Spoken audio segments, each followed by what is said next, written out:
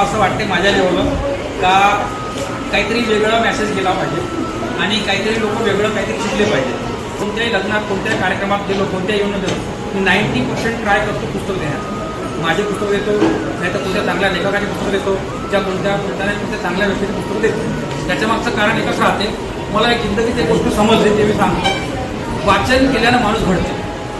वाचन केलं माणूस घडते. तुम्ही शाळेत नाही गेले तरी चालते पण वाचन रोज करा.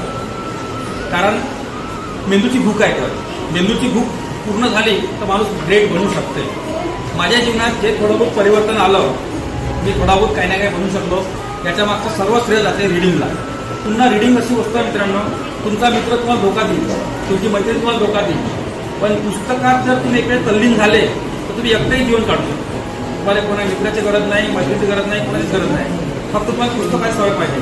कारण पुस्तक असा मित्र आहे तर एक वेळा जर तुम्ही पुस्तकामध्ये घुसले आणि पुस्तकामध्ये इन्व्हॉल्व झाले का तुम्हाला कोणाचीच गरज नाही. एवढं पॉवर पुस्तकामध्ये आहे. जेवढेही साधू संत लोक आहे मोठे मोठे एकटे राहते जीवन काढते त्याला काय ते वाचण्याची सवय. वाचनाला तासोतास तुमचा वेळ आणतात आणि जो वाचन खूप करते ज्याला वाचन करणं आवडते खाली वेळामध्ये तो कधी निराश होत नाही कधी दुःखी होत नाही कधी उदास होत नाही कधी फ्रस्ट्रेट होत नाही. त्याच्या मागचं सर्वात मोठं श्रेय जाते त्या पुस्तकाचं. मी एक पुस्तकाचा खूप रिस्पेक्ट करतो. बाबासाहेब आंबेडकरांनी जे म्हटलं वाचाल तर वाचाल हे काही फुकट नाही म्हटलं.